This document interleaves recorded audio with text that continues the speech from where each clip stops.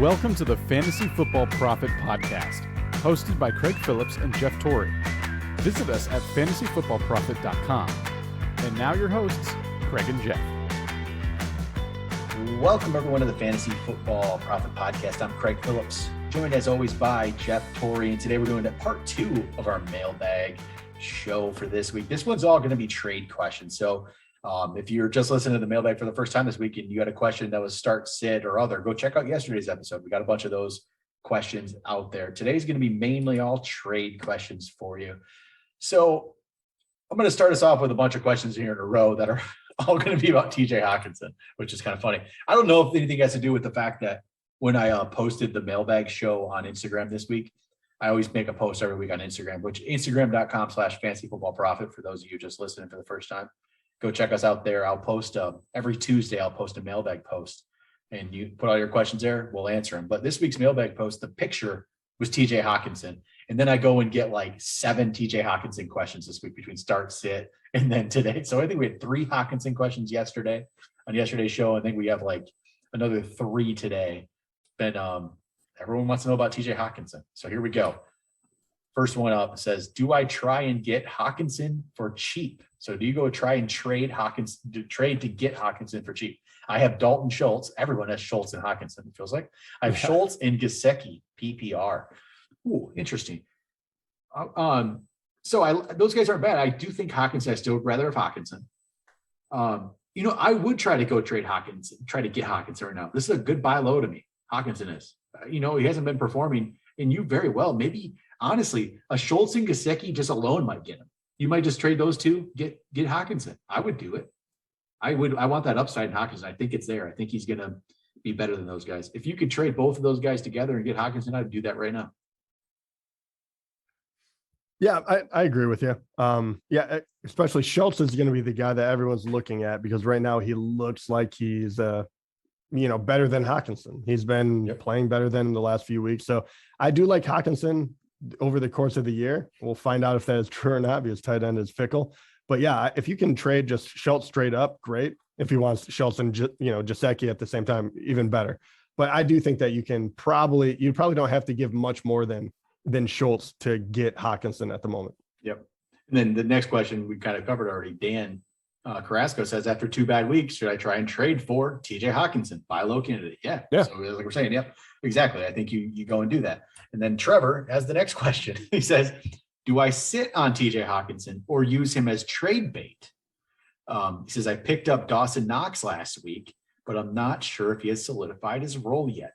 So I would say I wouldn't try to trade TJ Hopkinson right now. I don't think you have enough. I don't think he's been, obviously, like we said, last couple of weeks have been poor. I think that value is at his lowest point right now.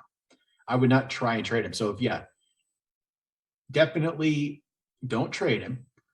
But then another part of this becomes you have Dawson Knox now too, who's played really well and is in a good offense. Dawson Knox, TJ Hockinson, like who are you playing out of those two? This becomes a decision.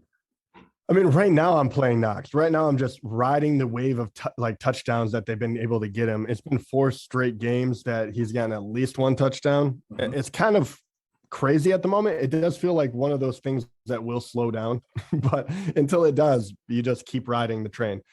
I guess for me, that would be the question is, will this continue? Because right now, if you look at the amount of targets, right, he had, just from week 1 through week 5, 4, 3, 5, 8, 4. As far as tight end goes, that's pretty darn good. And obviously they're looking for him in the red zone as well. Right now, because he's ranked the 2nd overall tight end, that's a very difficult position. Do you believe in him enough? Or would you look to trade him? Because right now he would have more value than the other guys you're trading. That's the interesting thing. I might actually try to trade him. If there's someone out there that really is tight end needy and Knox has all this, value right now, maybe you do try to trade him. That's not a bad deal. Funny thing is looking at Fantasy Pros right now, consensus ranks for week 6, Hawkinson's 4, Knox is 5. So they're right there. And you know what? I probably would try. I don't know. Knox, I feel like you try to trade him. I don't know what the value is yet from him. What's the interesting part too, though? You're at Tennessee, then you have a bye. Yeah. But Knox does have, and I guess every Buffalo player has a 3-week ride that should just be amazing. It goes Miami, Jacksonville, the Jets. Okay, keep Knox. Don't I know, trade him. just like maybe it won't slow down. No, don't keep me and his Buffalo offense, man. I should have invested more in Buffalo. No kidding. Yeah, keep Knox. Never mind. Wait for Hopkinson to have a big game and then trade him. At least in your part, that's what I might do. All right, Dan Carrasco. Another question from Dan. He says, I have Jalen Hurts and Aaron Rodgers. Should I keep Rodgers for insurance or trade Rodgers for a good bench piece and let Hurts rock? Personally, I would like to have both. Yes, I'm going to say the same thing. I've talked about Hurts a little bit in this regard where fantasy wise, I love him, but there is something to it where he's not the greatest actual NFL quarterback. He's just, there's issues there. There is, but it's not showing up in fantasy right now for us, right? That's all we care about here. But the way that is the only worrisome thing is, does it start at any point, does it become a detriment to the team? I don't think it'll become that, but it's still just in the back of my mind. Maybe he really does start to struggle. And because of that, I'm going to keep Rodgers. Like I saw something on Twitter, I believe today, is just a comment somebody wrote somebody tweeted out and said, Jalen Hurts is Blake Bortles with rushing ability. Like, that's what he is. You know what? It's hurtful. Bortles, remember Bortles did have numbers. I was gonna say he did have a good fantasy. I wish I could credit Allen Robinson. I had like 14 touchdowns though. Yeah, and see, but a bad quarterback could still be fantasy relevant. Jalen Hurts to me is better than Blake Bortles, right? I feel like he's actually. Yeah. I'm not saying he's a bad quarterback. That's not what I'm trying to say. He's just there's some issues there. Yeah. He just hasn't really gotten it together as far as throwing the ball. And, I think he can, we all have seen it, but it's game to game. It all depends on the defense and what team he's playing and what happens. But last week is a perfect example, right? He had only 198 yards throwing, 1 interception, 0 touchdowns, and he still manages in standard to score about 23 points because he also goes in there and he rushes 2 touchdowns, only 30 yards though. So he made it work, but you were kind of flirting with that moment where if you don't have a good matchup, you don't have a good feeling about it. If you have Aaron Rodgers, he's a much more stable quarterback when you need that production. Yep. So I like having both of them, even though, Hurts will probably play more of the games right now than Aaron Rodgers would. I don't trust it quite enough yet. And it was Kyle Yates from Fantasy Pros. It was actually Jalen Hurts is Blake Bortles with mobility. And the comments are very interesting to read. You got some people that have probably only seen fantasy stats and, but there's the thing for fantasy, the mobility and just in general, the mobility is what actually does set him apart. Obviously, that's why we liked him so much. It's that mobility. It's that rushing ability. That's what we love. And that's what, makes him a good fantasy option. This is not anything new. I mean, this is every quarterback. Would Kyler Murray be as dominant if he couldn't run? Would Lamar Jackson be like Superman if he couldn't run? Would Cam Newton even back in the day, Steve Young was a mobile quarterback that could get some yardage. It just adds another dynamic playmaking ability in your game. And it really does affect how defenses approach you.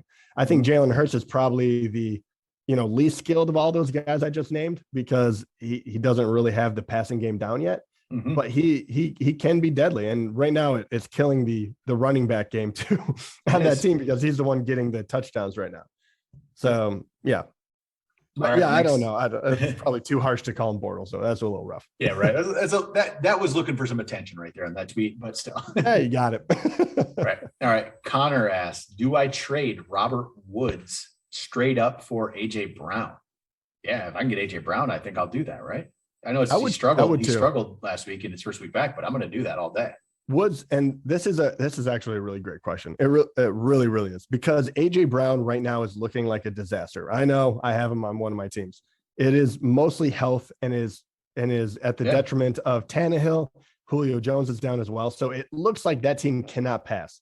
Right. And I'm not saying, and we talked about this in our last episode, I'm not saying Tannehill will ever get back to a top 10 guy, like a bottom of the 10, throughout the rest of the year. I do think he'll have some good games. I think AJ Brown will get back on track when he's healthy. And Robert Woods right now, it looks like they're doing everything in their power to get him involved. I don't think he's going to be bad, but I don't think that you can't force feed him the ball. So if it doesn't take off in the next couple of weeks, it just is what it is for Woods for the rest of the year. I think AJ Brown, his is completely health at the moment. And people are kind of forgetting that because you're getting frustrated. You're not getting that return on your investment in the past 4 weeks or so. Yep. All right. Pocono Thunder then asks or says, should I trade AJ Brown? And I'm going to say no, because maybe. Yeah, it all depends on what you can get for him. But again, right now, it's all about value. I think you wait until he has a good game, because he will have a good game. You'd be trading him at absolute lowest point right now. And you never really want to trade people. Now, you don't want to trade good players at their lowest value, because obviously he's not going to get worse than this, you would think, right? So this is the worst time. No, he absolutely will not. Yeah. It's just not a good time. The only thing I will say, sometimes you do know people are just crazy about like if you have a person who loves Tennessee or loves AJ Brown and his value hasn't fallen in that guy's eyes, then sure, go and see what you're able to get for him. I don't have an issue with trading AJ Brown. I just don't like trading at the lowest value. No, and there's something like that. Yeah, like we're saying, okay, you like to sell high, right? You like to buy low. Those are what you like to do in fantasy. And sometimes you just got to get out from under a player, right? Trade him before you can't anymore. Because we're saying like AJ Brown, though, is not going to get worse. There's other times, like I'm telling you, I think I was talking about trading DeAndre Hopkins possibly the other day, because I don't think DeAndre Hopkins is necessarily like it's. I think he's not been bad enough, kind of a thing where his value is not low. His value hasn't really been hurt too bad. There's other guys like, AJ Brown he's been hurt and then he comes back and it's like 3 catches. Like it's really poor. You can't trade him. Yeah, he just hasn't been playing. I think Woods would be the opposite, where the last 2 games he had a touchdown at the very, very end of the game in garbage time, and then they tried to force feed him like whatever it was, 13 targets or whatever.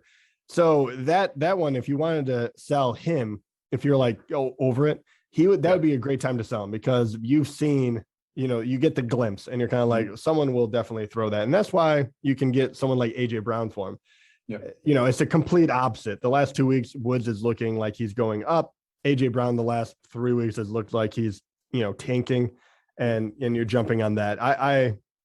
Woods is not a bad player. AJ Brown is not a bad player, but I do think that overall AJ Brown is better fantasy player. And that's where I would go with that. So here's another question about trading away, guys. So it's AK2NWA. It says, how fast should I trade Darren Waller away? So it's kind of now we're talking and saying, like, are we trading a guy at a low value? I think here's the difference with Darren Waller, first off, what are you possibly going to get at tight end? That's a big issue right here. What can you get that can make this up, right? Well, let's say you can have it. Maybe you have somebody on the bench. Like I was actually talking to my brother yesterday about this very same topic, because he has Darren Waller, but he also has Kyle Pitts. So it's like, could Pitts step in, right? And maybe this is where you trade Darren Waller. Here's the thing with Darren Waller. I don't think this would be trading at like lowest value, because Darren Waller. So if you're trading away Darren Waller, most of the people are going to think, okay, we saw Darren Waller on Monday Night Football week 1 and just went nuts, right? All those targets, everything. So that is still lingering in everyone's mind. And he's had 4 weeks since then that have been mediocre. I think 1 week he did get a touchdown, but it's been mediocre. But I don't think that's registered, to be honest. I don't feel like that's truly registered with people of what he's done these last 4 weeks. And he's still ranked. Where is he even ranked? He's up there he's 4th. Yeah, right. Or 5th, technically. Yeah, okay. So he's 5th. So somebody pulls up Darren Waller. Oh, he's 5th on the year, right? And they need a tight end. I think you can get some stuff for Darren Waller. Like you can get some legitimate players for Darren Waller. But if you don't have a tight end to come into that spot, but maybe you picked up Dawson Knox, right? Maybe you picked up Dawson Knox and that's who you're going to throw in there. If you have someone to step in, I think you can actually trade Darren Waller and get some others. You get a running back, wide receiver value. I really do think there's good value at Darren Waller. If you can get something for him, I have no issue with it. I will say this. I would be intrigued right now with Waller, because with the controversy circling the Raiders, a new coach coming in, I could see Waller getting a bump up with how much they use him. Yeah. I mean, he hasn't had bad numbers. He just, he's only gotten 2 touchdowns. He's still ranked 5th. So who else can you get? And that's always the question, right? So I think at the end of the year, he's still going to be one of the like top tier. I should say that second tier. I think Travis Kelce will be number one, and then it'll be him, Andrews, Knox. But they're all going to have their games where some will be big, some will be small. Waller is going to be the consistent guy, and I do think that he will get a bump from the shakeup, because what do you do when you need who are you looking to? You're going to be looking towards your best player, and that is Waller. Well, Waller's interesting because he can be both ways here. It could be like where you try to buy low on him, right? If you have somebody that does have another option, they're just trying to get out from, they think Waller's not doing well, maybe you can sneak one by and you get Waller. But I also think if you're selling him, you're still selling him high. Don't sell him on week one value. Don't sell him. Yeah. Don't sell him for, Pete, like anything. You sell him as like, hey, this is week one, Darren Waller. That's how you sell him. Yeah, you would definitely try to do that. But you try you're trying to trade for him, say, hey, look how bad he's been for 4 weeks. Yeah, tight end is very difficult to trade for whatever reason, because everyone's kind of like, I mean, it's a slush pile. They're terrible. Unless you have Travis Kelce, because no one trusts the tight end. Everyone's seen what happened. I mean, Andrews has one good week. Other than that, he hasn't been that impressive, but he's going to look like he's the number 3 tight end. And you're kind of like, well, I mean, for 1 week he was. So right. It's going to be a very maybe do you be like, okay, here, I got Dawson Knox. He's been great. Let me trade you Dawson Knox and I'll throw in Odell. Dawson Knox and Odell Beckham and get you Darren Waller. Personally, I would do it. Right. But that could actually. I don't think that's a bad trade. Yeah, because Knox, the question is, will he keep catching touchdowns? Because if you just look at the amount of catches and yardage, him and Waller are actually very, very close to one another. Knox just happens to have like 4 more touchdowns. Mm-hmm. Or you get one of these guys that have lost a bunch of running backs at this point, right? And you just try to you pair up a Knox or a Schultz or a Hopkinson with a if you have running back depth with an average running back. I don't know who that is exactly. I don't know. Yeah. So pretty much someone else that people are getting tired of. Like you said, OBJ is a good one, because you're like, maybe he has value, but if he doesn't, I don't really care. Yeah. So you go after you go find somebody that needs a position that you have extra of. Right. Go find that person. But you'd have to for Waller, you'd have to have a tight end has some value, right? It's going to be one of these guys that maybe has been, like a Schultz, like I said, like a Knox, like somebody like that, right? Or, somebody that's done something, and then you go trade, or do you go trade Mark Andrews after that massive game?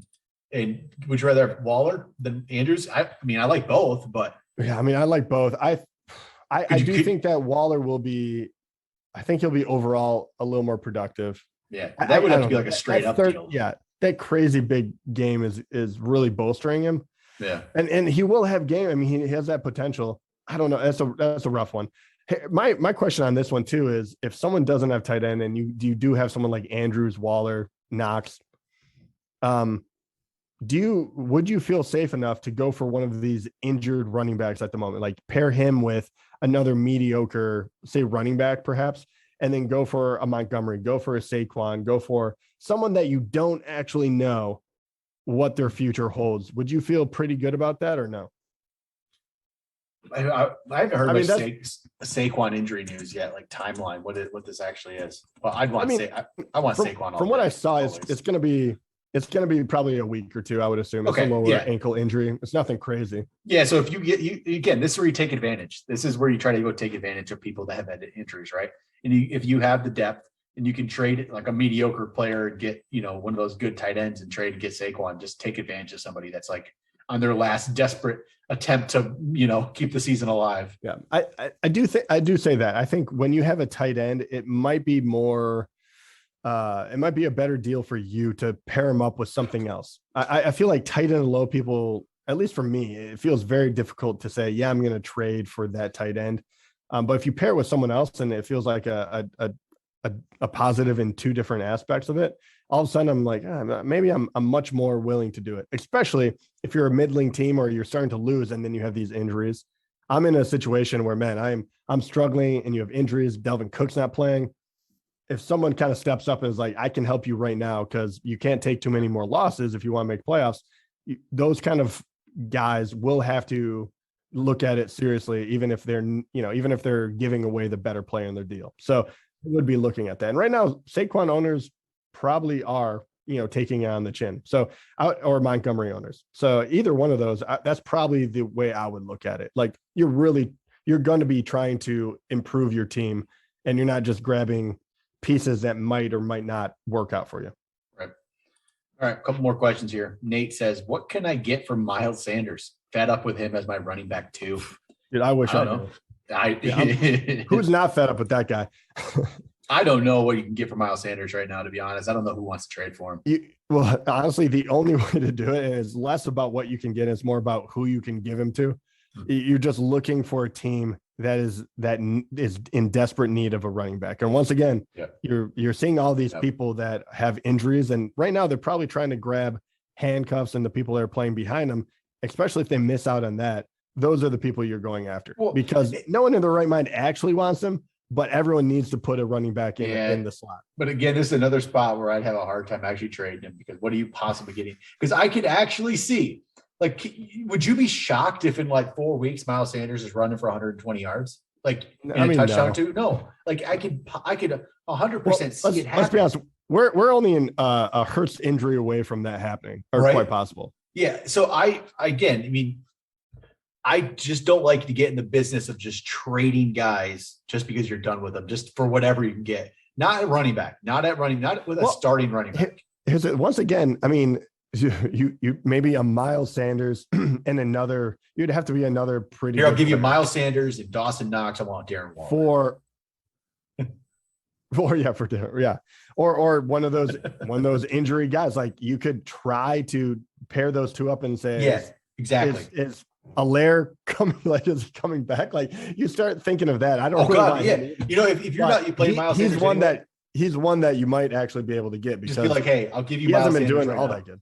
Yeah, I'll give you Miles Sanders for Clyde Edwards-Helaire. Just give it to me. I'll take 4 weeks off, and you might have to give multiple, right? Being like, I'll give him and someone like him and a tight end I'm not using. Like maybe you have Schultz and Hawkinson. Pick one, and that person might just say, at least I'm getting something cool. Yep.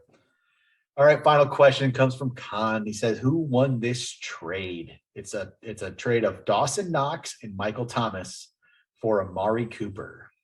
Which side wins? Ooh, Knox and Thomas for Amari Cooper? Yeah, it's interesting. It's an interesting deal. Well, we'll find out when Thomas comes out. Otherwise, Cooper. It's hard to say who won this trade yet. To be honest, we can't really make that determination until Michael Thomas plays. If Michael Thomas comes in and Michael Thomas is Michael Thomas, possibly the Michael Thomas side wins, right? But Amari's the interesting case where he has, like last week, he has the touchdown, right? So his week looks good, but his volume hasn't been great since week 1. So I also get trying to trade Amari Cooper when he has this value yet, but it's not maybe true. It's there, but it's not like, it's not 100% real. Yeah. I mean, right now I would say the person who got Cooper as of today, trade. As of today. Right now. Yeah. Well, I also love that too, because you're trading someone that has been taking up a spot on your bench, and he does have potential, but do you think he's going to be better than Cooper when he comes back? He might not be. And then Knox is another guy that is kind of like exceeding expectations, been catching a ton of touchdowns. If that goes down at all, I think that's a really good trade. But I like the person that was like, I don't need Cooper. I'm going to roll the dice. Knox is going to keep catching touchdowns, and Thomas will come back and be Thomas, and I'm going to look like a genius. I don't know. Well, I get it, because here we go. Here's the numbers on Amari Cooper this year. Week 1, 17 targets. That was 17 targets, 13 catches, 139 yards, 2 touchdowns. Like, wow, Amari Cooper. Well, that's what we thought they were going to throw it 50 times a game. Week 2, 5 targets, 3 catches, 24 yards.